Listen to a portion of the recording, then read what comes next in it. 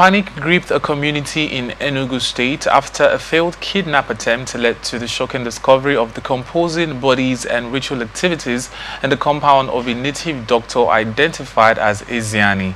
Ezeani, now on the run, was reportedly caught trying to abduct a 13-year-old girl who was later rescued by local vigilantes. The girl, whose father was with her in the bush when they were approached, recounted being thrown into a pit by the suspects before her cries attracted help. Youth stormed Ezeani's house and uncovered multiple corpses buried in concrete inside an uncompleted building used as a shrine, a resident narrated in the viral video.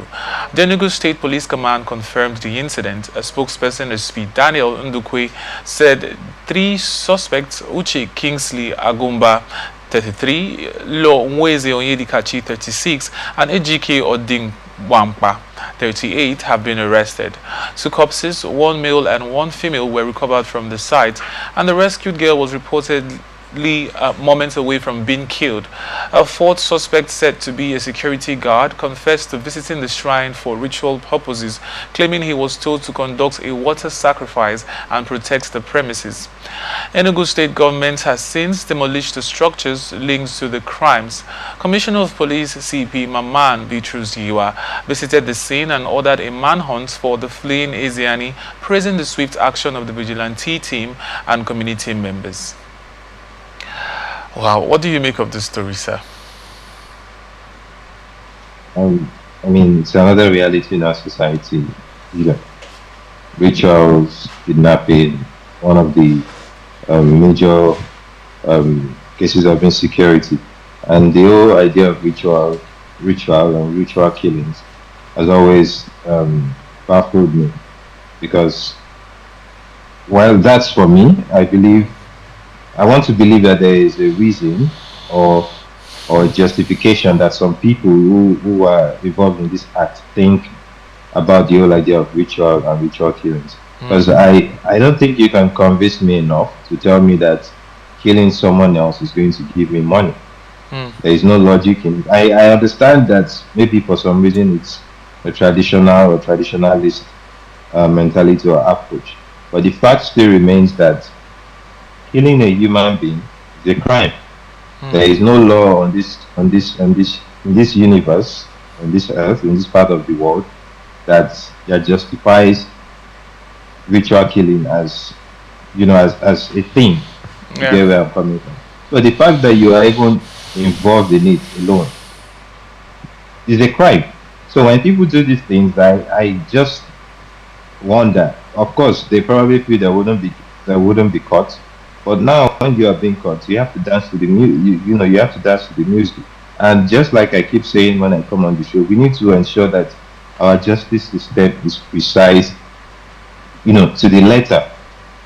In cases like this, you find out that most cases in Nigeria, when things like this happen, you find out that it takes so long for justice to be carried out, and in the long run, we either do not hear anything about it or the person involved.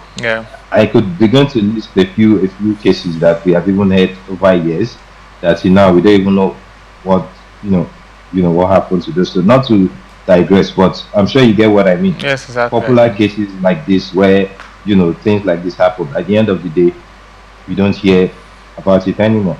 Whereas people have died. I mean, they found bodies in these houses, and that just like the report we looked at earlier, that just goes to show that. I mean, we all want the good life, right? We all want the good things, but we should not always pressure ourselves into achieving these things to the extent of now going, this extra mile of being involved in ritual killing. I mean, some people would see someone living very well. Oh, I want to be like this person. It's a good prayer, but whatever you are doing, this is just an advice to people out there, both youths and adults. Try to make a good life, a good living by doing the right things. Try to get your money legally. Work hard, and things work. There are people that make so much money legally. You don't have to. There's no logic behind killing someone to make money. There is no. Well, that's just my opinion. Okay, sir. Well, my question is, considering the fact, I mean, it's very, very apparent that these native doctors or spiritualists carry out such acts in communities. Why do we still have them around? Why do we still have them in communities? Shouldn't there be a stop to anything that has to do with such religious practices? Why do we still have them around? Well, that's a good question. Tricky, but that's why I whenever I have this conversation with people, well, at the end of the day, Mm, in Nigeria, this part of the world, there is, aside from Christianity and mm, Islam, which are like the major religions, they are still traditionalists, right? yeah. And that has, I mean, before we were colonized and all of that, that was the way of life. So Mm, back then, there were good traditionalists, there were bad. As sad as it sounds, just like you have in the Islamic and the Christian religion, there are some mm, shades of it, so that once in a while we hear situations exactly. where some clerics are involved in, yeah, you get.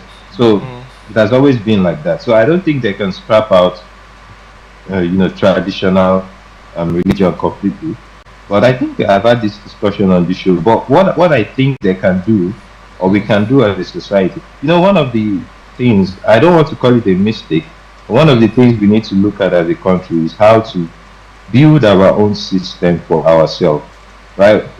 What most African countries, including Nigeria, mm, has done or did and has done or still doing is sticking to Western style of um, worship of justice or system. justice, all right. Yeah, Mm, even leadership and yeah. whatnot. I'm not saying it is bad. It works for the West, but Mm, when you come to Africa, we had something that was working for us back then. I mean, some people even say, "Oh, let's go back to the traditionalist era," because then when you steal something, they just need to go to one shrine. The person that stole the stuff will literally bring the stuff back. You get all those kind of insinuations. So there were some parts that were kind of positive, but there were negatives. Now, what I expect, or what I would say is going to work for Nigeria is something that we are supposed to sit down and say, okay, traditionalist or traditional religion has always been there. It can still be there, but let us refine, or let us take a look at it and make it safer. So it could be that there should be a body. I mean, be a body for these guys to license themselves. It doesn't take out whatever they are doing, but at least when something like this happens, we can then say this is the person that did this, or this is. I mean, you get where I'm coming from, right? There are things we can do to make sure everybody stays in line. You can do your traditional religion. I mean, there are I mean, some people would say, in quotes, I'm just speculating right now. You can eat chickens for your sacrifices and whatnot. I mean, it doesn't have to be a human being. I mean, I was having a discussion some years back, about this is just a bit of digression about when in the Bible when you had to slaughter animals and whatnot. But now, you just need to pray and all of that. So even, I mean, that change shows that we can't just stick to one thing, right? So if any native doctor or herbalist that is still doing ritual killing should dance to the tune of it, and we all know the